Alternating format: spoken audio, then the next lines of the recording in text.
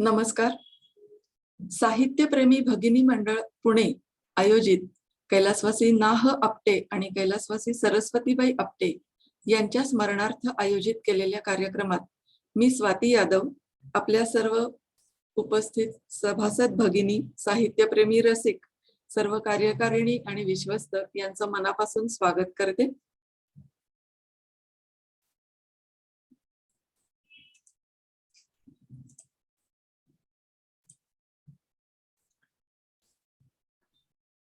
आजच्या या कार्यक्रमामध्ये ज्येष्ठ अभिनेत्री आणि कवयित्री भाग्यश्री देसाई यांची मुलाखत आपल्याच मंडळाच्या सभासद भगिनी पल्लवी पाठक आणि चंचल काळे या घेणार आहेत.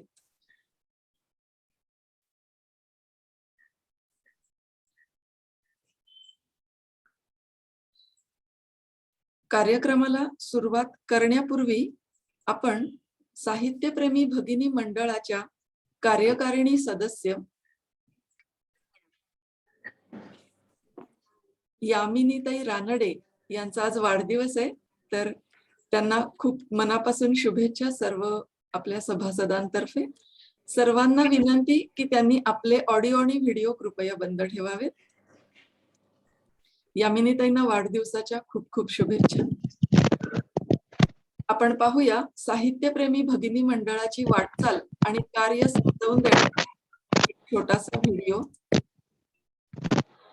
कृपया सर्वांनी आपले ऑडिओ आणि व्हिडिओ बंद ठेवावेत.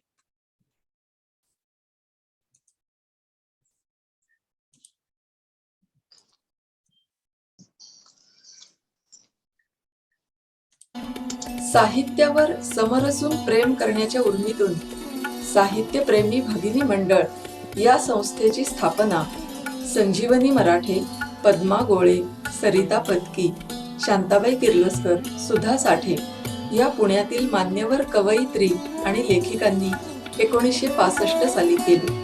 आता मंडळाचा खूप मोठा विस्तार झाला आहे. सुवर्ण महोत्सव साजरा करून हीरक महोत्सवी वर्षाकडे वाटचाल करणाऱ्या या संस्थेचं नाव मराठी साहित्य विश्वात दूर दूर पर्यंत पोहोचले आहे. साहित्यप्रेमी भगिनी मंडळ म्हणजे स्त्रियांची वाङ्मयीन चळवळ, तसेच प्रस्थापित आणि नवोदित लेखिकांचं हक्काचं व्यासपीठ. काव्य आणि कथा स्पर्धा, विविध उपक्रम, विशेष ग्रंथ पुरस्कार, कार्यशाळा, याचबरोबर संस्थेच्या व्हॉट्सअप समूहातून अनेकींचे हात लिहिते झाले तर अनेकींची पुस्तकेही झाली. शालेय आणि महाविद्यालयीन विद्यार्थिनींसाठी काव्य स्पर्धा, विविध कार्यशाळा, बाल आनंद मेळावा, दूरच्या भागातील भगिनींसाठी त्या त्या भागात सुरू केलेले वाचक गट, त्यांच्या स्पर्धा आणि साहित्यिक उपक्रम, तसेच गेली 37 वर्षे होणारं वार्षिक स्त्री साहित्य संमेलन ही साहित्यप्रेमी भगिनी मंडळाची वैशिष्ट्ये. साहित्यप्रेमी भगिनी मंडळाचा संशोधन विभाग हा रौप्य महोत्सवी वर्षात पदार्पण करणारा संस्थेचा एक महत्त्वाचा विभाग. या संस्थेनं स्त्रियांच्या साहित्याचं संशोधन करण्याचा उद्देश हाती घेतला आणि पायाभूत असं काम केलं. स्त्री साहित्याचा मागोवा खंड 1, 2 आणि 3 हे प्रकाशित केले आणि एक महत्त्वाचा दस्तावेज निर्माण केला. यानंतर भारतीय भाषातील स्त्री साहित्याचा मागोवा खंड 1 आणि 2 हे प्रकाशित झाले. हे दोनही संशोधन प्रकल्प 2 भाषांमध्ये म्हणजे मराठी आणि इंग्रजी या दोनही भाषांमध्ये प्रकाशित झाले आणि संस्थेचं नाव राष्ट्रीय स्तरावर पोहोचलं. साहित्यप्रेमी संस्थेच्या सभासदांचा प्रातिनिधिक कविता संग्रह, कुंभिक, कथा संग्रह उर्मी, व्यक्तिचित्रसंग्रह साहित्य यात्रे आणि पद्माक्षरे हा पद्माताई गोळे यांच्या साहित्याचा वेध घेणारा ग्रंथ, तसेच कुमारांसाठी 10 नामवंत कादंबऱ्यांचे संक्षिप्तीकरण आणि दिवाळी अंक अशी संशोधन विभागाच्या संपादनाची यशस्वी वाटचाल आहे. अशी साहित्यप्रेमी तुम्हा आम्हा सर्वांसाठी.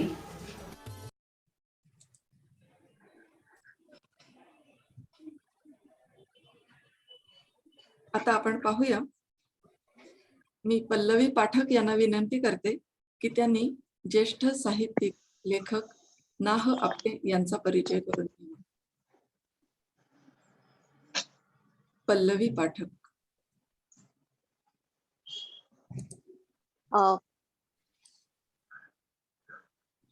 नाह आपटे हे मागच्या पिढीतील ज्येष्ठ लेखक आणि कादंबरीकार. नाह आपटे म्हटलं की सुखाचा मूलमंत्र, न पटणारी गोष्ट यासारखं त्यांचं सकस साहित्य डोळ्यासमोर येतं. न पटणारी गोष्ट या त्यांच्या कादंबरीवर व्ही शांताराम यांनी कुंकू हा चित्रपट तयार केला होता. तसंच त्यांच्या इतर कथानकांवर अमृत मंथन, प्रतिभा, उमच पडेल तर असे काही चित्रपटही तयार करण्यात आले होते. नाह आपटे यांनी 1920-21च्या सुमारास किर्लोस्कर खबरसाठी संपादक म्हणूनही काम केलं होतं. आणि आजचा कार्यक्रम त्यांच्या स्मृतिप्रित्यर्थ आपण करत असल्यामुळे दरवर्षी फेब्रुवारी महिन्यात एका कलाकाराला आमंत्रित करून त्या कलाकाराचा जीवन प्रवास उलगडणारा एक आगळा वेगळा असा कार्यक्रम आपण करत असतो.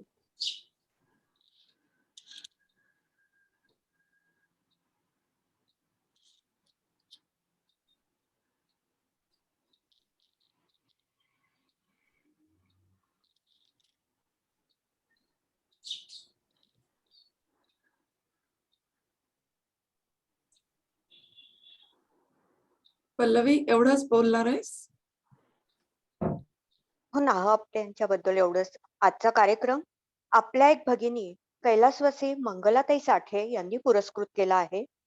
त्यांच्या आई वडिलांच्या म्हणजे नाह आपटे आणि सरस्वतीबाई आपटे यांच्या स्मृतिप्रित्यर्थ त्यांनी दिलेल्या देणगीमधून दरवर्षी आपण हा कार्यक्रम करत असतो. अच्छा. आज आपण मगाशी स्वातीने सांगितल्याप्रमाणे प्रसिद्ध सिनेनाट्य अभिनेत्री भाग्यश्री देसाई यांना आमंत्रित केलेलं आहे. धन्यवाद पल्लवी. धन्यवाद. मी चंचल काळे यांना विनंती करते की त्यांनी भाग्यश्रीताई देसाई यांचा परिचय करून द्यावा. नमस्कार रसिका हो, पुन्हा एकदा आपणा सर्वांचं मनपूर्वक स्वागत. आज आपल्या भेटीला आम्ही ज्यांना घेऊन आलो आहोत त्या आहेत एक चतुरस्र वायफाय चालू करायचं. कृपया भेटीला सर्वांनी घेऊन आलो आहोत ऑडिओ बंद ठेवावेत. बहुरंगी व्यक्तिमत्व, ते म्हणजे सिनेनाट्य अभिनेत्री, कवयित्री, उद्योजिका, चित्रकार आणि शिक्षणाने MA MBA असलेल्या भाग्यश्री देसाई यांना. त्यांच्याशी संवाद साधताना त्यांच्या व्यक्तिमत्वाचे पैलू उलगडले जाणारच आहेत. तरीही सुरुवातीला मी एक थोडक्यात अगदी त्यांचा परिचय करून देते. त्यांच्या स्वतःच्या रसिकमोहिनी आणि रसिकमोहिनी आर्ट्स या निर्मिती संस्थांच्या माध्यमातून त्यांनी ब्लाइंड गेम, चिरंजीव आईस, लेकुरे उदंड झाली सारखी अनेक लोकप्रिय नाटकं, जन्मरहस्य सारखी सामाजिक विषयावरची नाटकं, अशी जवळजवळ 15-16 पेक्षा जास्त नाटकं रंगभूमीवर आणली आणि यशस्वीही केली. वात्सल्य, राजवाडा, होतं असं कधी कधी यासारखे चित्रपट, लेक लाडकी या घरची, ओढ लावी जीवा यासारख्या TV सिरियल्स, वैशाख, तुटे पंख, सुरुवात यासारख्या शॉर्ट फिल्म्स त्यांनी रसिकांसाठी सादर केल्या. त्यांना अभिनय व निर्मितीसाठी अनेक पुरस्कार प्राप्त आहेत. चिरंजीव आईस या त्यांच्या अतिशय गाजलेल्या नाटकातल्या सर्वच कलाकारांना या नाटकामुळे पारितोषिकं प्राप्त झालेली आहेत. त्यांना स्वतःला अखिल भारतीय मराठी नाट्य परिषदेचा शांता आपटे, नासी फडके, यशवंत दत्त या प्रथितयश कलाकारांच्या नावांचे पुरस्कार प्राप्त आहेत. त्यांनी चित्रकलेचंही शिक्षण घेतलेलं आहे. आणि अजून एक महत्वाचं म्हणजे आषाढ हा त्यांचा कविता संग्रह 2018 मध्ये 3 भाषांमध्ये प्रकाशित झाला आणि त्याला जवळजवळ 14 पुरस्कार आहेत. भाग्यश्रीताई, तुमचं खरंच मनपूर्वक अभिनंदन यासाठी. त्यातले महत्वाचे पुरस्कार म्हणजे राष्ट्रीय पातळीवरचा महादेवी वर्मा आणि मसापचा नामदेव ढसाळ पुरस्कार. अनेक वृत्तपत्र आणि मासिकातून त्यांचे लेख प्रसिद्ध आहेत. पुणे नाट्य निर्माता संघासारख्या अनेक महत्वाच्या संस्थांची धुरा त्याने यशस्वीपणे सांभाळलेली आहे. अशा या यशस्वी व्यक्तिमत्वाशी आपण आज परिचय करून घेणार आहोत. त्यांची वाटचाल, त्यांची जडणघडण या सर्वाविषयी आपण त्यांच्याशी बोलणार आहोत. त्याआधी पाहूया त्यांची एक चित्रफित.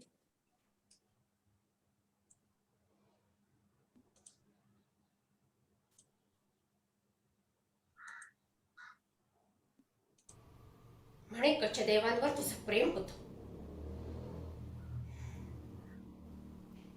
होय, होतं. पण आता ते प्रेम मी माझ्या अंतःकरणातून, माझ्या हृदयातून कसपटासारखं दूर फेकून दिलंय, समजलेस? आणि तुझ्याविषयी त्यांच्या मनात उत्पन्न झालेल्या आपुलकीचं प्रेमात रूपांतर होऊ नये म्हणून तुला ही जन्माची दासी करून मी प्रतिष्ठानला घेऊन आले. जे भाग्य माझ्या नशिबी नाही ते तुझ्याही नाही. पण भाग्य तरी कसल्या नाही त्यात. कचदेव मोठे आहेत, फार फार मोठे आहेत. पण आकाशातली फुलं पृथ्वीवर माळता येत नाहीत. स्वतःच्या विचारात आणि जगाच्या कल्याणात मग्न होऊन राहणारी ही माणसं नवरे म्हणून निव्वळ नालायक. कसल्या लय भाग्य त्यात. पुढे केलेला आता खाली चला, माझ्यावर मोठा अनुग्रहच केला.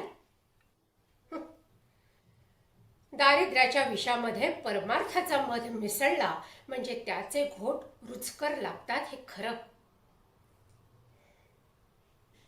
पण अखेरी ते विषच, मनात आणि शरीरात चरत जाणार. दारिद्र्याच्या आणि अवहेलनेच्या भट्टीमध्ये जीवन क्षणाक्षणानं जाळणार. माझे बाबा एवढे दानवांचे राजगुरू, त्रैलोक्यालाही वंद्य असलेले तपस्वी, बृहस्पतीलाही मत्सर वाटावा असे विद्यावंत. पण त्यांच्या एकुलत्या एक लाडक्या मुलीचा अपमान करायला त्या गर्विष्ठ राजकन्येला क्षणभरही दिक्कत वाटली नाही. ज्ञानानं हातात कटोरा घेऊन भीक मागावी आणि अज्ञानानं त्याचं पालन पोषण करण्याचा वाढावा, ही परंपरा कोणीतरी तोडायलाच हवी. मी तोडली ती. कचदेवांसारख्या महापुरुषांना देखील देवयानीच्या सद्गुणांपेक्षा शर्मिष्ठेच्या अलंकारांचा मोह कदाचित अधिक वाटला असेल. अशा आषाढभूत ढोंगी आणि दरिद्री माणसाचा संसार साजरा करण्यात कसलेले सुख आणि कोणताले भाग्य. भाग्य हे जे मी आज मिळवले. प्रतिष्ठानच्या राजवाड्यात ययाती महाराजांसारख्या थोर सम्राटाच्या सहवासात स्वर्गीय ऐश्वर्याचं सोनेरी कमळ माझ्या भोवताली पाकळी पाकळीनं उमलतंय. हे खरं भाग्य.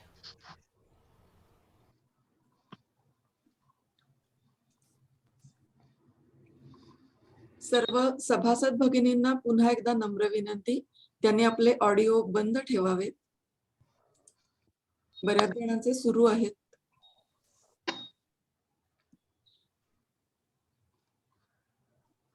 कार्यक्रमाच्या पुढच्या टप्प्यावरती चंचल काळे आणि पल्लवी पाठक या भाग्यश्रीताई देसाई यांचा आपल्याला मुलाखतीतून विस्तृत परिचय करून देणार आहेत.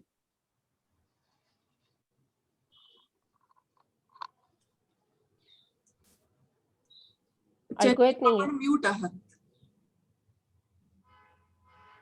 स्वागत भाग्यश्री. आत्ताच या चित्रफितीतून तुम्ही भाग्यश्रींच्या अभिनयाची झलक पाहिली.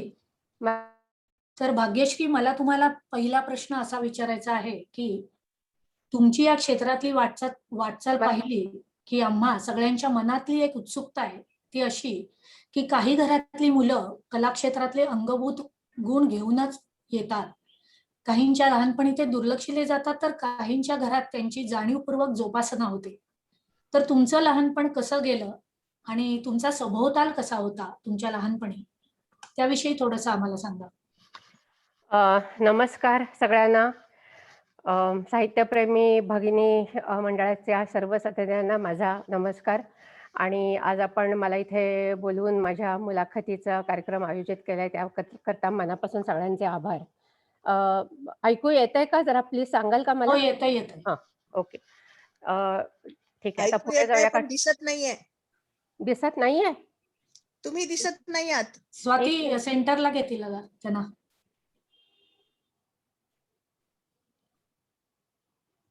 मी म्हणजे दिसतंय इकडे मला तरी. दिसतंय, मलाही दिसतंय. हा व्हिडिओ म्यूट आहे का? मला अजिबातच नाही दिसत नाही नाही. नाही मला दिसतंय. नाही दिसत. मला ऐकू येते दिसतंय पण, आणि यांना चंचलाताईंना मी दिसते आणि हो, ऐकू मलाही पण येतंय दिसताय ना. तुम्ही, ऐकू पण येतोय. मला सेंटरला घ्या पाहिजे किंवा हा, मी घेऊ का सेंटरला स्वतःला? घ्यायला लागेल. स्वाती. हा, येस. एक मिनिट. मला दिसतंय? मला माझं माझं करता येत नाही, तुम्हाला कोणाला तरी करायला लागेल. नाही, आलाय आता, आलाय सेंटरला. ओके ओके, ठीक आहे ठीक आहे. हां, तर नमस्कार सगळ्यांना परत एकदा. आपण विचारलेल्या प्रश्नाचं मी थोडक्यात उत्तर असं देईन की माझं माहेर देवल, म्हणजे ऐकून कोणाला माहिती असेल तर सर्कसवाले देवल, हम्म. मिरज, बरोबर. सांगली, म्हैसाळ त्या भागातले. तर ते माझे आजोबा, ज्यांची सर्कस होती ते. तर आजोबा आणि त्यांचे 3-4 भाऊ त्यांनी ती सर्कस काढलेली होती. आणि आमचे म्हणजे गोब देवल जे नाटककार प्रसिद्ध, तर ते माझ्या आजोबांच्या चुलत घराण्यांपैकी त्यांचे लांबचे भाऊ होते. म्हणजे आमचा तसा जरी डायरेक्ट काही कॉन्टॅक्ट नसला तरी थोडासा संबंध होता. पण त्यामुळे पण घरात असं कुठलं कलेचं म्हणा, साहित्याचं किंवा असं नाटकाचं काही तसं वातावरण नव्हतं. एक सर्कस होती आणि बाकी मग सगळे माझे काका होते, त्यांचे व्यवसाय होते आपापले. माझे वडील डोळ्याचे डॉक्टर होते आणि इकडे कर्वे रोडला देवल भांड्यांचा कारखाना आपल्याला माहिती असेल, ते माझे मोठे काका. आणि मला लहानपणापासून ॲक्चुअली अभिनयाची खूप आवड होती आणि साहित्य आणि कविता म्हणाल तर मला लेखकांचं साहित्य म्हणजे आता अगदी आमच्या वेळेलाच अगदी पु. ल. देशपांडे असतील किंवा हे जे मोठे-मोठे साहित्यिक होते, वि. वा. शिरवाडकर असतील, वसंत कानेटकर असतील, तर त्यांचे उतारे मी पाठच्या पाठ म्हणून दाखवत असे. आणि शाळेमध्ये सुद्धा म्हणजे अभिनय म्हणजे एकपात्री असं नाही, नाट्यछटेसारखं मी करायची सतत. उतारे म्हणून दाखवायची, कविता वेगवेगळ्या म्हणून दाखवायची, स्वतःच्या नाही, इतरांनी केलेल्या. त्यामुळे तशी मला ती आवड होती. पण पुढे जाऊन ह्यातलं मी काही करियर करीन किंवा काय ह्यातलं असं काहीच मला खरं वाटलं नव्हतं. आणि झालं असं की मग पुढे शाळा कॉलेजांमध्ये सुद्धा अभिनय मी करतच होते. म्हणजे पुरुषोत्तम करंडक असेल किंवा यूथ फेस्टिव्हल असेल, तर सगळ्या ह्याच्यामध्ये फिरोदिया करंडक सगळीकडे भाग घेऊन सगळीकडे मी प्राइजेस मिळत होते. आंतरशालेय असेल, आंतर कॉलेजिएट असेल, नाट्यवाचन, नाट्यछटा, एकांकिका, 2 अंकी नाटकं सगळ्यात मला आवड होती आणि मी प्राइजेसही घेत होते. पण नंतर असं झालं की मी शिक्षण माझं पूर्ण केलं आणि मी एम-ए केलं युनिव्हर्सिटीमधनं. आणि घरच्यांची अशी इच्छा होती की हे अभिनय वगैरे सगळं बाजूला ठेवून मी कॉलेजमध्ये जॉब करावा. त्याप्रमाणे मग मी कॉलेजमध्येही 11वी-12वीला इंग्लिश विषय घेऊन शिकवत होते. मी इंग्लिश केलेलं होतं. शेक्सपियर आणि मॉडर्न लिटरेचर असं घेऊन. आणि त्याच्यानंतर मग लग्न ठरलं. लग्न ठरल्यानंतर मग किशोर पंप्स म्हणून माझ्या मिस्टरांची कंपनी आहे कळलं. मग त्यांना कंपनीच्या दृष्टीने मदत व्हावी म्हणून मी एम-बी-ए केलं. आणि मग लग्नानंतर त्यांना कंपनीमध्ये पण मी मदत करत होते. आणि पण ते कुठेतरी अभिनयाचं वेड होतं आणि मला ते स्वस्थ बसू देत नव्हतं. आणि पुण्यातले लोकं सुद्धा तोपर्यंत, कारण मी हौशी रंगभूमी खूप केलेली होती त्या अगोदर. तर मला अचानक मग बोलावणं आलं एकदम चिंतामणी प्रॉडक्शन्सला त्या नार्वेकरांकडून. अरे वा. मोहन आगाशे यांच्याबरोबरचं ते नाटक होतं सावरे रे म्हणून, आणि व्यावसायिक नाटक होतं. ते माझं पहिलंच व्यावसायिक नाटक. आणि मी लगेच मग घरी सगळ्यांना सांगून त्याच्यामध्ये भागही घेतला. छोटासाच रोल होता, पण मोहन आगाशे, नंतर ज्योती सुभाषचंद्र, स्वाती चिटणीस अशी कास्ट होती.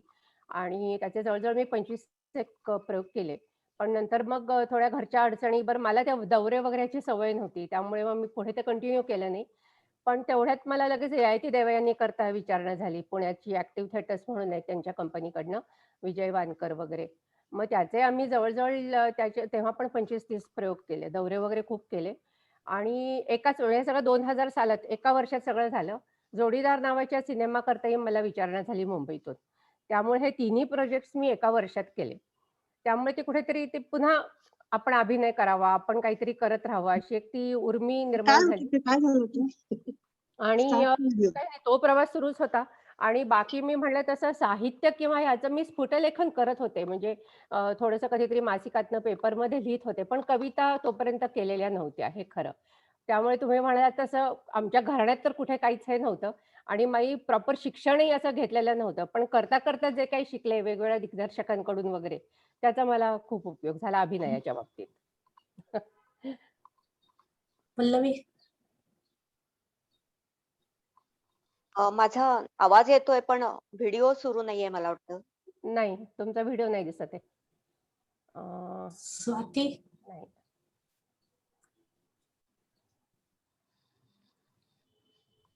चंचलाताई दिसतेत, मी दिसते. बाकी हो. मला खरं ऍक्च्युली कोणीच दिसत नाहीये. हा, सगळ्यांचे व्हिडिओ हे आहेत, पण बंद आहेत का? पल्लवीचा सुरू अच्छा. व्हायला हवाय. हा, तुझ्या इथून करून बघ सुरू. हो बघितला. नाही होते माझ्या नाही होते इथून ना. पण. हम्म. बरं ठीक आहे. नुसतं स्वाती. बोललात तरी चालेल आता. व्हिडिओचा हा, पण प्रश्न करूया विचार करता तोपर्यंत तू. येत हो, नसेल तर. ठीक आहे. मला असं विचारायचंय की तुम्ही बऱ्याच नाटकांमध्ये वगैरे कामं केली आणि त्यानंतर नाटक, सिनेमा आणि सिरियल यांची हं. निर्मिती स्वतः करावी असं कधी आणि का वाटलं? आणि आणखीन म्हणजे हां. चिरंजीव आईस हे तुमचं नाटक सध्या खूप गाजतंय. त्याचे हं. 585 वगैरे मला वाटतं प्रयोग झाले. तर त्या हो. च्या एखाद्या चांगल्या अनुभवाविषयी पण आम्हाला ऐकायला आवडेल तुमच्याकडून. नक्कीच. अं, पहिल्या प्रश्नाचं आधी उत्तर देते. मी आता म्हटलं तसं एकदम एका वेळेला मला सगळ्या म्हणजे वेगळ्या नाटकांच्या ऑफर्स येत होत्या. काही नाटकं मी करत होते. शूटिंग्स पण एकीकडे माझी चालू होती आणि मी तिथे फक्त कलाकार म्हणून काम करत होते. बाकी माझा रोल इतर काहीच नव्हता. एक जायचा, मेकअप करायचा, अभिनय करायचा, परत यायचं. याच्या पलीकडे मला काही से पण नव्हता आणि मला ती इच्छा पण नव्हती. हां, बरं. आणि पण आतून कुठेतरी असं वाटत होतं, म्हणजे मी स्वतः पहिल्यापासून खूप क्वालिटी कॉन्शियस आहे. त्यामुळे कुठेही म्हणजे इतरांचं असलं तरी ती क्वालिटी पाहिजे असं एक मला नेहमी बरं. वाटतं. तर त्यामुळे जेव्हा मी दुसऱ्यांच्या नाटकातनं वगैरे कामं करत होते किंवा सेटवर जाऊन शूटिंग बघत होते, तर ते म्हणजे होतं चांगलं सगळं, नो डाउट. पण मला एक जो एक आपल्याला लागतो, की कलाकारांनी जरी काही बोलायचं नसलं तरी आपल्या मनात येतं, की अरे ही गोष्ट अशी नाही, अशी पाहिजे. हे त्याचं डिसेन्सी दिसत नाही, हे असं चांगलं दिसेल. तर हे मला तिथे डायरेक्ट सांगता पण येत नव्हतं. कारण शेवटी एक मर्यादा असते कलाकार म्हटल्यानंतर. बरोबर. डायरेक्टरला किंवा निर्मात्याला सांगायला गेलं आणि त्यांना नाही आवडलं, तर ते बरोबर नाही वाटत. त्यामुळे मी काही बोलू शकत नव्हते. पण माझ्या मनात असं होतं, की हे बरोबर नाही. म्हणजे आपल्याला शेवटी आपल्याला जे करायचंय निर्मिती केली तर आपल्याला पाहिजे त्या गोष्टी आपल्याला करता येतील. आणि ते विचार जवळ वर्षभर माझ्या मनामध्ये चाललेला होता. मग त्या दृष्टीने मी विचारही सुरू केला. वेगवेगळी नाटकं पुण्यातली जेवढी नाटकं त्यावेळेला चालू होती, सगळी झाडून नाटकं पाहिली. हां. आणि नंतर मग मी नाटक झाल्यावर निर्मात्याला कधीच भेटले नाही. मी त्या मॅनेजरला भेटायचे जाऊन. आणि त्या बरं, बरं. मॅनेजरला भेटून मग हे तुम्ही कसं मॅनेजमेंट कशी करता? सेट कुठे ठेवता? ड्रेपरी, प्रॉपर्टी, त्याच्या ट्रंका त्याचं काय कसं ठेवता? ते व्यवहार कसे करता? आणि बॅकस्टेज किती असतं? काय सगळी मी माहिती करून घ्यायची. तिथे त्यांना खूप आश्चर्य वाटायचं, की "बाई त्या मॅनेजरशी जाऊन काय बोलतीये सारखी?" आणि पण असं मी केलं आणि मग एकदम 2002 साली स्वतःचे प्रोडक्शन हाऊस सुरू केलं, रसिका मोहिनी म्हणून. पहिली ती मी नाट्यसंस्था केली रसिका मोहिनी 2002च्या गुढीपाडव्याला. म्हणजे आता ह्या गुढीपाडव्याला त्याला 20 वर्ष होतील कंप्लीट. अरे, खूप आणि छान. त्याच्यानंतर पहिलं प्रोडक्शन होतं लेकुरे उदंड झाली वसंत कानेटकरांचं. त्याच्यामध्ये सुबोध भावेचं पण ते पहिलंच नाटक व्यावसायिक आणि बाकी सगळे पुण्यातले बरेच कास्ट होती. रवी खरे होते, नंतर वर्षा घाटपांडे, दिलीप जोगळेकर, मग खूप जण होते त्याच्यामध्ये आणि जवळ-जवळ 45-50 प्रयोग आम्ही केले त्याचे. मला त्याच्यामध्ये फार काही हे झालं नाही म्हणजे लॉसच झाला खरं तर, फार प्रॉफिट वगैरे नाही झाला. पण एक कॉन्फिडन्स आला, की हां, आपण काहीतरी याच्यामध्ये करू शकतो आणि लोकांनाही कळलं, की एक चांगली नाट्यसंस्था पुण्यातनं उभी राहतीये. आणि आणि ती असं पॅशन करत-करत मग ती वाटचाल पुढे गेली आणि आत्तापर्यंत रसिका मोहिनीकडनं जवळ-जवळ 8 नाटकं मी प्रोड्यूस केलेली आहेत व्यावसायिक. आणि त्याच्यामधलं हे गाजलेलं सगळ्यात जास्त गाजलेलं चिरंजीव आईस नाटक. तर चिरंजीव आईस नाटकाच्या वेळी सुद्धा असं झालं, की छान स्क्रिप्ट होतं आणि कॉस्टली सगळं प्रोडक्शन कारण अमेरिकेत घडणारं नाटक वगैरे. तर मोहन कुलकर्णी जे मनोरंजनचे आहेत आणि त्यावेळेला दिलीप कोल्हटकरांनी हे डायरेक्ट केलेलं होतं. तर ते म्हणाले, की ह्याचं चांगलं नेपथ्य आणि हे करायला आपल्याला मोहन वाघांसारखा एक म्हणजे चांगला नेपथ्यकार पाहिजे. ते आता टॉप मोस्ट ते तेव्हाचे निर्माते मुंबईतले. मग काही नाही आम्ही सरळ गाडी काढली आणि त्यांच्याकडे गेलो तिथे. मला वाटेत दिलीप जोगळेकरांनी आपलं दिलीप कोल्हटकरांनी सांगितलं, की "मोहन वाघ खूप स्ट्रिक्ट आहेत हं. ते असे फटकन कोणाशी बोलणार वगैरे पण नाहीत." तर म्हणलं, "ठीक आहे ना, फारकत तर काही नाही म्हणतील." ते म्हणले, "पण नाही, तसं नाही. आपण जर त्यांना स्क्रिप्ट आवडलं आणि आपण पटलो सगळे, तर मग ते आपल्याला चहा देतील, बरं का." म्हणलं, "बरं." आणि मग ते म्हणाले, "नाही आणि मग अजून जर त्यांची अजून काही जास्त करायची इच्छा दिसली, तर ते आपल्याला चहाबरोबर खारी पण देतात." म्हणलं, वा, "बरं." छान. आणि खरोखर सांगायला आनंद होतो का मला चहा आणि खारी दोन्ही मिळालं तिथे. अरे वा. अरे वा, वा वा, छान.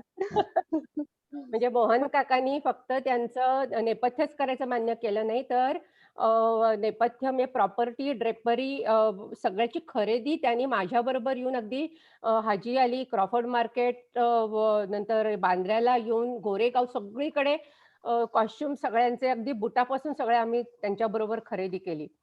आणि त्यांची स्वतःच्या संस्थेचं नावही त्यांनी रसिका मोहिनीला जोडलं. त्या मुंबईतल्या चांगल्या-चांगल्या तारखा दिल्या.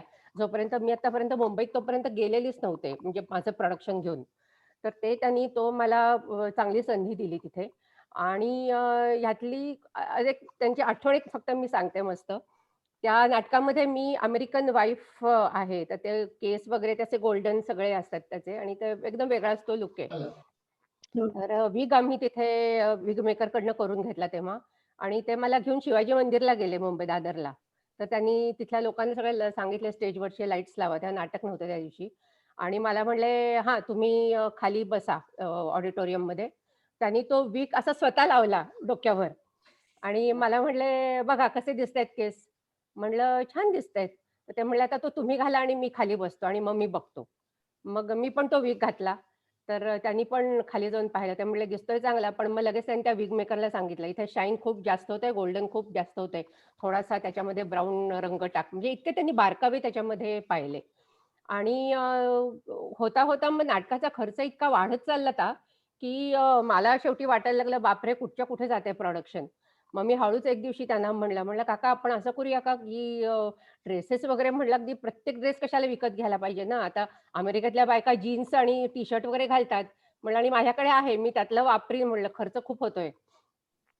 हां, त्यावेळेस बरोबर. त्यांनी मला खूप मोलाची गोष्ट सांगितली. मला म्हणले, "भाग्यश्री एक लक्षात घे, तू मराठी मुलगी आहेस. तू चक्क मराठी आहेस. तुला अमेरिकन बाईचं सोंग आणायचंय आणि तिथे कुठेही जर तू कमी पडलीस आणि लोकांनी तुला एक्सेप्ट नाही केलं, तर त्याच्यासारखी वाईट गोष्ट नाही. मग तिथे तू आणि मी दोघंही हरू. मला ते नकोय." म्हणलं, "बरोबर आहे तुमचं." त्यामुळे मग आम्ही कुठेही कॉम्प्रोमाइजच केलं नाही. त्यांना जसं पाहिजे होतं तसं अगदी ह्याचं ऑफिस सूटपासून सगळं आम्ही बांद्र्याला जाऊन खरेदी केली. विग आणि हे सगळं आणि मग त्यांनी मला हेही सांगितलं, की "तू आता फक्त इंग्लिश चॅनल बघ काही दिवस, अमेरिकन चॅनल बघ. त्या बायका कशा म्हणजे बातम्या देणाऱ्या बायका कशा बोलतात, कसे हावभाव करतात, त्यांचे उच्चार कसे असतात, त्यांची स्टाईल कशी असते." आणि खरोखरच तुम्हाला सांगते 1 महिनाभर मी फक्त स्टार मूव्हीज आणि अमेरिकन चॅनल मी तिथले ऑब्झर्व्ह करत होते. त्या बायकांच्या सगळ्या लकबी आणि हे मी माझ्यामध्ये आत्मसात करून घेण्याचा प्रयत्न करत होते. त्याचा परिणाम असा झाला, की आत्तापर्यंत म्हणजे अजूनही तेच होतं. कुठेही आम्ही पुणे-मुंबई नाही, पुणे-मुंबईच्या थोडंसं बाहेर आपण जाऊ ना, तर लोकं खूप सेन्सिटिव्ह असतात आणि संवेदनशील असतात खूप. तर तिथे आम्ही कर्टन कॉल घेतो नाटक संपल्यावर आणि मग ओळख करून देते, भाग्यश्री देसाई अमुक-तमुक. तर ते म्हणतात, "नाही, नाही, नाही, ही अमेरिकेतनं आली आहे नक्की." हो. तर मग मराठी बोलते मी. "अहो नाही, मी भाग्यश्री देसाई आहे." मग ते म्हणतात, "नाही, नाही, मग तुम्ही स्वच्छ मराठी बोलून दाखवा आम्हाला, तरच आमची खात्री पटेल." म्हणजे इतकं ते लोकांना सुद्धा ते आवडलं आणि त्यांना असं वाटलं ही खरोखरच म्हणजे इथली नाहीच आहे, ती तिकडनं येते आणि इथे काम करून परत जाते म्हणून. तर ती एक मजा असते. म्हणजे अजूनही आता आम्ही उज्जैनला वगैरे शो केला तरी तिथे लोकं अगदी लगेच उठून उभे राहतात. "मॅडम तुम्ही मराठी आहेत का? मग मराठी बोलून दाखवा." इतकं असतं हो. त्यांचं. तर अशा पद्धतीने खूप छान अनुभव म्हणजे मोहन काकांमुळे सुद्धा आणि एकंदर अ, नाटकातले जे सहकलाकार होते, उपेंद्र दाते असतील, सुहासिनीताई देशपांडे, आशा तारे, उदय लागू, कुणाल लिमये ही ओरिजिनल कास्ट होती सगळी. खूप छान सगळ्यांनी कोऑपरेट केलं आणि खूप त्याचे आम्ही म्हणजे तुम्हाला सांगते वर्षभरात आमचे 100च्या वर प्रयोग झालेले होते त्या नाटकाचे तेव्हा. म्हणजे हे तुमच्या नाटकाचं यशस्वी होण्याचं रहस्य आहे. सिन्सिअरिटी पाहिजे आणि कुठे बरोबर. कॉम्प्रोमाईज मला नाही केलं. वाटतं त्या नाटकात कॅथरीन नावाचं पात्र केलं होतं. तुमचा तो हो. व्हिडिओ पण मी बघितला. मलाही क्षणभर हो. शंका आली, की भाग्यश्री आहे का कॅथरीन. अजून खरंच तिकडची मुलगी आहे की काय असं. हं. खूपच छान अभिनय आणि या नाटकाच्या अभिनयाच्या क्षेत्रात तुम्ही इतक्या व्यस्त आहात. म्हणजे निर्मिती क्षेत्र हे एक मोठं चॅलेंजिंगच क्षेत्र आहे तुम्ही निवडलं. त्यामध्येही यशस्वी झालात, अभिनेत्री म्हणूनही यशस्वी झालात. हे सगळं व्यस्ततेमधून कविता, साहित्य लेखन हा तुमचा पैलू तुम्हाला कसा काय सापडला किंवा कसं काय तुम्ही यामध्ये वळलात असं? मी म्हटलं तसं स्तंभलेखन आणि म्हणजे काय म्हणतात ते ब्लॉग रायटिंग वगैरे मी करत असे.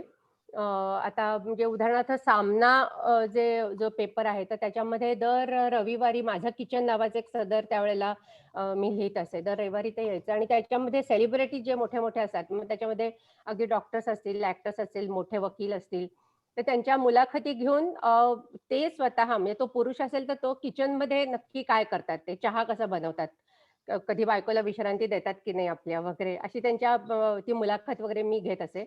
आणि ते वर्षभर सदर चालू होतं. आवडलं तर लोकांना.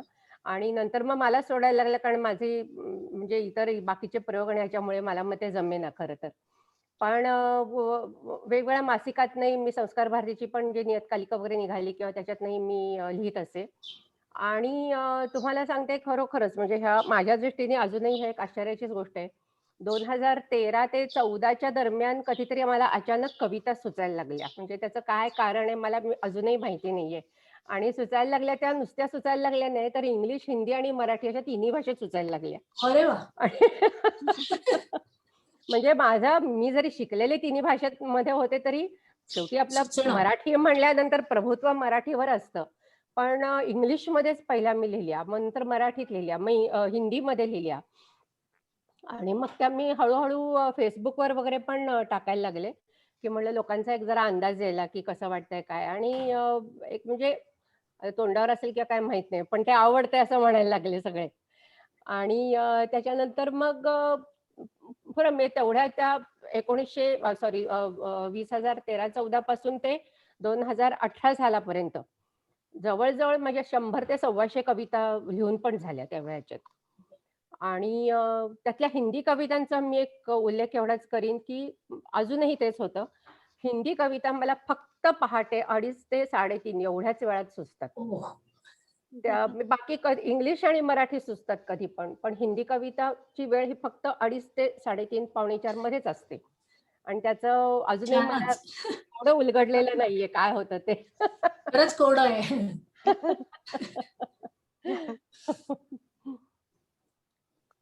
अशा प्रकारे अ, तुमचा आषाढ हा कविता संग्रह तयार झाला हं. आणि त्या कविता संग्रहाला राष्ट्रीय आणि राज्य असे 14 पुरस्कार प्राप्त झाले. हो. तर त्याबद्दल थोडंसं काय आम्हाला ऐकायला आवडेल.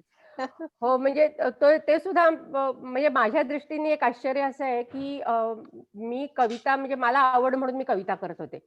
मला हं. काही त्याच्यामध्ये काही पुस्तक काढावं असंही वाटलं नाही. कधी त्याला पुरस्कार असतात हेही माहीत नव्हतं.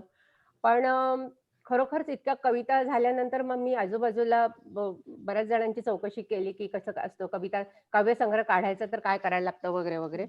आणि मग त्याच्यामध्ये काही लोकांचा सल्ला वगैरे घेऊन मी तो काव्यसंग्रह काढायचं ठरवलं. आणि मी माझ्या आनंदाकरता काव्यसंग्रह काढणार होते. त्यामुळे मी ठरवलं, की जेवढ्या मला आवडतील तेवढ्या सगळ्या कविता मी त्याच्यामध्ये घालणार. मग ते फक्त मराठीच पाहिजे असं नाही. फक्त हिंदी पाहिजे असंही नाही. हिंदी, मराठी, इंग्लिश ज्या मला आवडतील त्या सगळ्या कविता मी त्याच्यात घालीन. फक्त मी ते सिंक्रोनाइज केलं. एक सेक्शन मराठीचा, एक हिंदीचा, एक इंग्लिशचा असा केला. आणि सिलेक्टेड 52 कविताच फक्त मी त्यावेळेला घेतल्या त्याच्यामध्ये. आणि पण मला ते पुस्तकही वेगळ्या प्रकारचं करायचं होतं. त्यामुळे मी ठरवलं, की आपल्याला हवं तसं छान आरामात काम करायचं. उगाच घाई-गडबड करून कसं तरी ते करायचं नाही. तर हा तो काव्यसंग्रह आहे बघा. अरे वाह! हो. छान. अभिनंदन. छानच. तर हे छान, छानच आहे. कॉफी टेबल बुक सारखं मी ते केलं आणि प्रत्येक पानावर म्हणजे कवितेचं हे आहे, म्हणजे काय म्हणतात त्याला? हां, म्हणजे प्रत्येक याला मी फोटो दिलेला आहे हं. आणि त्याच्यामध्ये हे आहे बघा. अ, हां. सुरेख हां, फोटो आणि कविता त्याच्यावर कविता. बॅकग्राऊंडला फोटो आणि वरती कविता खूपच अशा सुंदर झालं. पद्धतीचं केलं ते. मला स्वतःला ती इच्छा होती. मी त्याच्याकरता म्हणजे ते डिझायनिंगमध्ये सुद्धा माझ्या मुलींनी आणि सगळ्यांनी खूप मदत केली ऑफकोर्स. आणि ते झाल्यानंतर मग जून 2018ला मी त्याचं प्रकाशन केलं. आणि तोपर्यंत खरोखरच म्हणजे मला ह्याला पुरस्कार असतात वगैरे ही काहीच कल्पना नव्हती. मी म्हटलं एक छान मस्त आपल्या नावाचा एक काव्यसंग्रह होईल एवढंच. पण त्या समारंभाला आपले हे प्रमोद आडकर सर ते हो. अध्यक्षस्थानी होते आणि त्यांनी खूप त्यांचं भाषण वगैरे ते करतातच छान. सो दुसऱ्या दिवशी त्यांनी मला इमिजिएट फोन केला. मला म्हणले, "एवढा तुम्ही छान काव्यसंग्रह केलाय, तर तो पुरस्कारांकरता पाठवा की." म्हटलं, "कुठले पुरस्कार?" तर ते म्हणाले, हां. "म्हणजे काय तुम्हाला माहितीच नाही का?" म्हटलं, "नाही, मला काहीच माहिती नाहीये." मग त्यांनी मला प्रकाशन विश्व हे सांगितला ग्रंथ. ते म्हणले, "तो हा ग्रंथ मिळवा तुम्ही आणि त्याच्यामध्ये सगळी माहिती असते. पुरस्कारांची नावं असतात, पुरस्कारांची पद्धती काय म्हणजे कुणाला कुठला पुरस्कार हेही सगळं दिलेलं असतं. लेखकांची नावं असतात, साहित्यिकांची नावं असतात, त्यांचे पत्ते, फोन नंबर सगळं असतं." तर मग त्यावेळेला पॉप्युलर बुक सर्व्हिस आहे ना याला, म्हणजे आता तिथे ते बंद झालेत. तर ते सुनील गाडगीळ त्याचे. तर त्यांना हो. मग मी कॉन्टॅक्ट केला आणि त्यांना रिक्वेस्ट केली. म्हटलं, "मला असं-असं कळलंय, तर प्रकाशन विश्व ग्रंथ तुमच्याकडे अवेलेबल आहे का?" तर हं. आहे म्हणाले. मग लगेच तो दिला पण त्यांनी आणि हो. मला म्हणाले, "तुम्हाला जेवढं काही त्यातनं बघायचं ते बघा." त्यांनी पण खूप मदत केली त्याच्यामध्ये कसं शोधायचं काय सगळं. आणि मोहन वैद्यांचा तो हे आहे ना प्रकाशन विश्व ग्रंथ. मग मी त्यांनाही फोन केला. मग त्यांनी सुद्धा त्यांना होईल तशी खूप मदत केली त्याच्यामध्ये. आणि करत-करत मी पानं चाळायला घेतली तर ते खरोखरच ग्रंथच आहे. म्हणजे एवढा-एवढा मोठा ग्रंथ आहे असा. बापरे! बापरे! आणि त्याच्यामध्ये जवळ-जवळ 150-200 पुरस्कारांची यादी आणि सगळं होतं. म्हणलं एवढं तर काही मला करायचं नव्हतं. आणि त्याच्यामध्ये अगदी बालसाहित्यापासून ते नाट्यछटापासून ते सगळ्या साहित्य प्रकार त्याच्यामध्ये होते. काव्यसंग्रह, कविता वगैरे. तर मला जेवढे योग्य वाटले तेवढे 30-35 ठिकाणी मी ते पाठवून दिले. आणि मी म्हटलं पाठवूया. आता काय ह्याचं काय मी पुढे काही फार होईल असं नाही. आणि अक्षरशः म्हणजे ही गोष्ट काहीतरी नोव्हेंबरमध्ये मी पाठवायला सुरुवात केली आणि डिसेंबरमध्ये मला पहिला बारामतीचाच पुरस्कार मिळाला. म्हणजे त्याच वर्षी 2018च्या डिसेंबरमध्ये. आणि लगेचच. तिथपासून जी सुरू झाली ते पूर्ण वर्षभर एक महिन्याला एक पुरस्कार मिळत गेला. अरे वाह! अरे वा. त्या हो. 2019 पर्यंत ते चाललेलं होतं. मस्त सुरेखच. म्हणजे पहिल्याच पदार्पणात तुम्ही खूप छान छान पुरस्कारही मिळवलेत. आणि जाताच एक छोटासा प्रश्न मला या अनुषंगाने म्हणजे हा मी तुम्हाला अचानकच विचारते आहे, विचारा ना. की पुढच्या कविता संग्रहाची वाट आम्ही कधी बघायची हा एक भाग. आणि दुसरं तुमच्या पुढच्या पिढीमध्ये याचे काही खुणा तुम्हाला दिसतायत का? हं. नाही आता पहिल्याचं मी उत्तर असं देईन, की म्हणजे पहिली जी आवृत्ती आहे आषाढची, ती आता खरं जवळपास संपलेली आहे. अगदी 3-4 थोडक्यात हे कॉपी शिल्लक आहेत. आणि माझा असा विचारही होता, की 2020च्या साधारण मेमध्ये दुसरी आवृत्ती काढायची. मग म्हणजे लाटकर प्रकाशनतर्फे हे प्रकाशित सगळं झालेलं होतं. सो त्यांना मी कॉन्टॅक्टही केलेला जानेवारीमध्ये 2020च्या जानेवारीमध्ये, की आपल्याला दुसरी आवृत्ती करायची आणि त्याचं मग एकंदर काय सगळं कसं करता येईल. मला त्या कविताही नवीन घ्यायच्या होत्या त्याच्यामध्ये जरा वाढवायचंही होतं ते पुस्तक आणि त्याचं बाकी रंगरूप थोडं सगळं आमचं फायनल झालं आणि 13 मार्चला लॉकडाऊन झाला. आणि त्याच्यानंतर ते लॉकडाऊनचं सत्र संपतच नाहीये. आत्ताही म्हणजे आता बघा ना, आपण ऑनलाईनच करतोय. हो. त्यामुळे ते तो कुठेतरी खरं तो उत्साह पण गेला. म्हणलं जाऊ दे मरू दे आता एवढं सगळं लॉकडाऊन आणि त्या गोंधळामध्ये कुठे ते पुस्तक प्रकाशन करावं, ते घेणार कोण आणि वाचणार कोण? म्हणून ते खरं थांबलंय. माझ्या मनात आहे. म्हणजे माझी वेळ येईल तेव्हा होईल असं मी म्हणते खरं तर. आणि दुसरा प्रश्न आहे त्याचं उत्तर मी देईन, की हे खरं नाहीये आमच्या इथे बाकी कोणाला. म्हणजे माझी म्हणजे आर्ट आहे. आता मुलगी माझी ह्याच्यामध्ये आहे ॲनिमेशनमध्ये आहे. त्याच्यात ती डिझायनर आहे. म्हणजे रतन टाटांच्या बायोग्राफी सारखं पुस्तक तिने डिझाइन केलेलं आहे. माझं सुद्धा हे आषाढ जे आहे ना, हे तिने डिझाइन केलंय सगळं. वाह! सुरेख. हो. तर पण तिला ह्याची आवड म्हणजे हे नाही काव्य साहित्य किंवा नाटक वगैरे हे नाही. तिने अगदी पूर्वी लहान असताना कामं पण केलेली आहेत. कला क्षेत्रात आहे कोणीतरी. हां, तिचं कलाक्षेत्र आहे पण वेगळं आहे. हे नाहीये. वेगळं आहे. आता तुम्ही रंगभूमीवर तर दमदार अभिनय करत यशस्वी वाटचाल तुमची चालूच आहे. आणि लेखनाच्या क्षेत्रातही तुमची घोडदौड चालली आहे.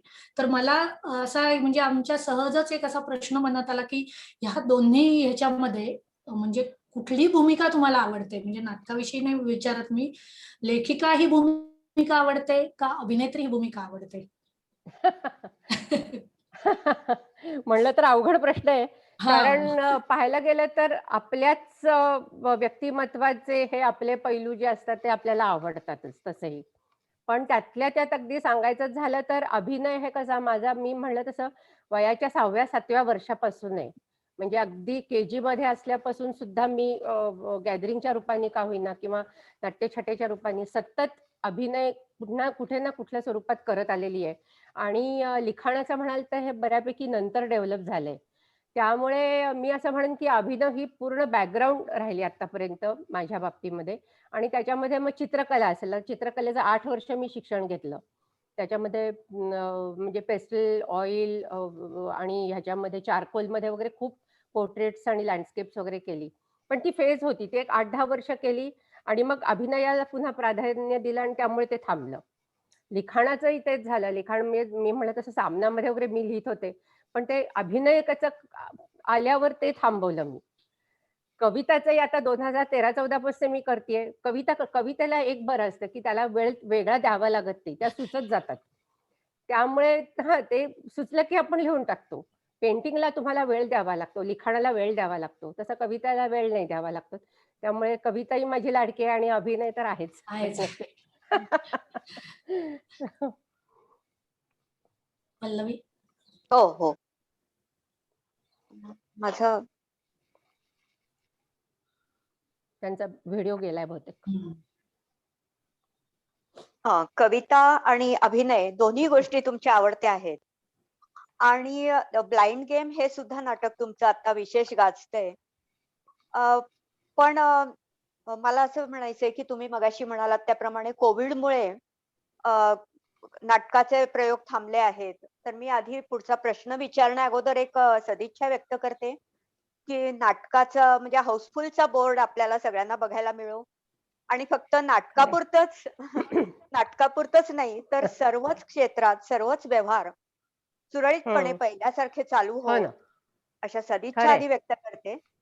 आणि मग पुढच्या प्रश्नाकडे येते की तुमच्या ज्या कविता आहेत आषाढ मधल्या तर त्यातल्या 1-2 कविता आपल्या साहित्यप्रेमी रसिक भगिनींना वाचून दाखवाल का? दाखवते. नक्की, नक्की. मी तुमची हरकत नसेल तर मी म्हणलं तसं माझा त्रैभाषिक काव्यसंग्रह आहे.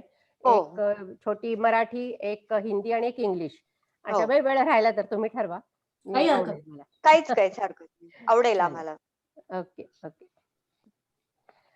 पहिली कविता आहे मी जरा वेगळी आहे ही, हटके थोडी घेतली आहे, नेहमीच्या ह्याच्यातली नाहीये. पायपुसणी नावाची कविता आहे. आता पाय पुसणं हे मी रूपक वापरलंय माणसा-माणसाच्या नात्याकरता. कसं असतं, की आपण एकमेकांशी चांगल्या पद्धतीने सगळे वागत असतात. मध्येच कधीतरी कुठेतरी गैरसमज होतो, काहीतरी खटके उडतात आणि मग ती नाती कुठेतरी बिघडतात. माणसं एकमेकांपासून दुरावतात. मग एका पॉइंटला असं सगळ्यांना वाटतं, की "अरे जाऊ दे ना, कशाला आपण भांडतोय? आपण एकत्र येऊया, पुन्हा छान मजा करूया." असं म्हणून आपण सगळे परत एकत्र येतो. छान काय हेवे-दावे असेल ते विसरून जातो, काम करायला लागतो आणि परत काही दिवसांनी पुन्हा त्याच गोष्टी सुरू होतात. त्याच्यावरची ही कविता आहे. कवितेचं नाव आहे पायपुसणी. विचार केला स्वच्छ करावीत.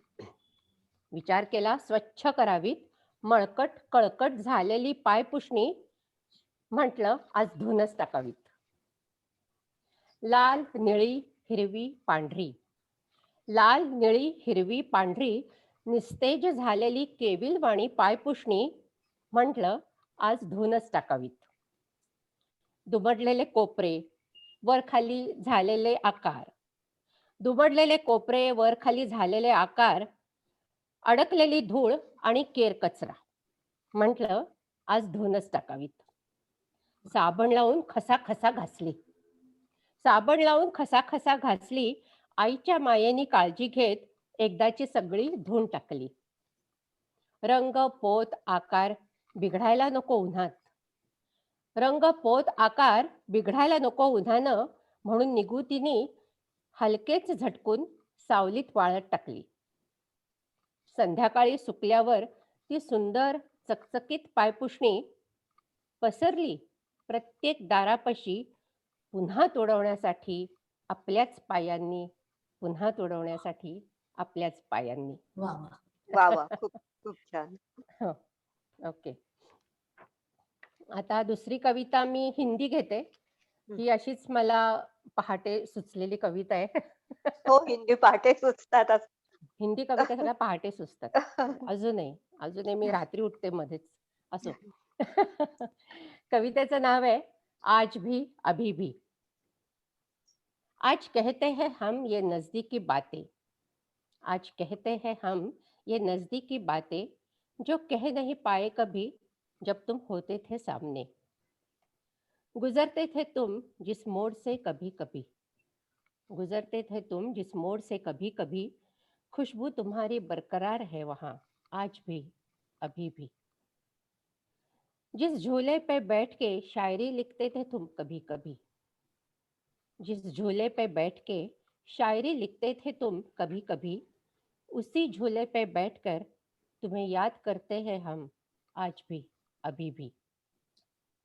पीते थे तुम जिस प्याली से चाय कभी कभी, पीते थे तुम जिस प्याली से चाय कभी कभी, उस प्याली में चीनी नहीं मिलाते हम आज भी अभी भी.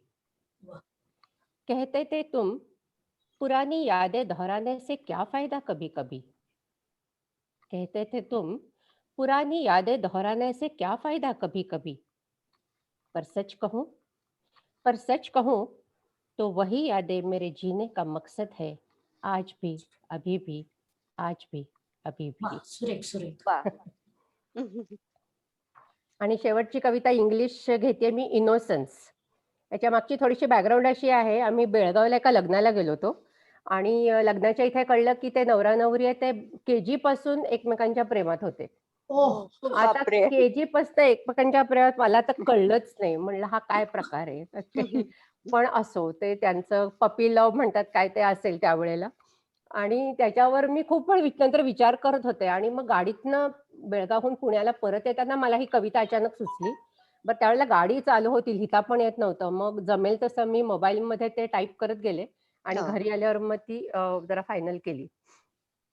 कवितेचं नाव आहे इनोसन्स. म्हणजे हे पपी लव्ह जे ह्याचं असतं ना की ते अगदी. न समजणाऱ्या वयातलं प्रेम आपण त्याला म्हणू.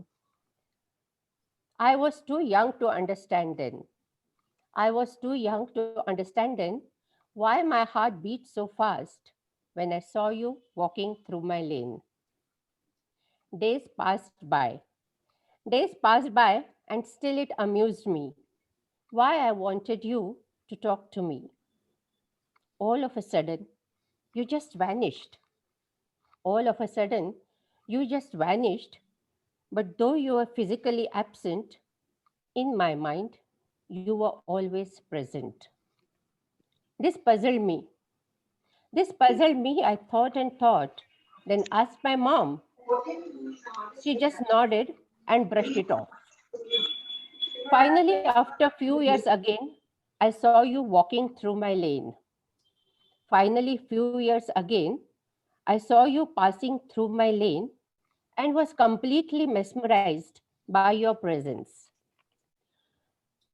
You were not aware of me there. And I had no courage to talk to you then. Neither you knew me, nor did we talk. Yet, I got all the answers of my blocks. I don't know where you are now, but thank you for making me understand meaning of love. वा वा, खूपच छान. तुमच्या Thank तिन्ही you. कविता खूप छान. आणि कलाकाराला खरं म्हणजे काय हवं असतं, टाळ्या आणि दाद हवी असते. तर तुमच्या या सगळ्या कवितांना आणि कलेला दाद आपण ह्या आभासी माध्यमातून कार्यक्रम करत असल्यामुळे मला ज्या आठवल्या त्या 2 ओळींमधून मी दाद तुमच्यापर्यंत पोहोचवू इच्छिते आणि मग मुलाखत संपवते. नक्कीच. आषाढ घनांसम खुली दाद रसिकांची अन अविरत उधळण व्हावी उन्मेषांची. धन्यवाद. वा. धन्यवाद. मला इथे आमंत्रित करून आपल्याशी संवाद साधण्याची संधी दिली त्याकरता मनापासून आभार. चंचलाताई आणि पल्लवीताई दोघांचेही आणि साहित्यप्रेमी भगिनी मंडळाचे थँक्यू.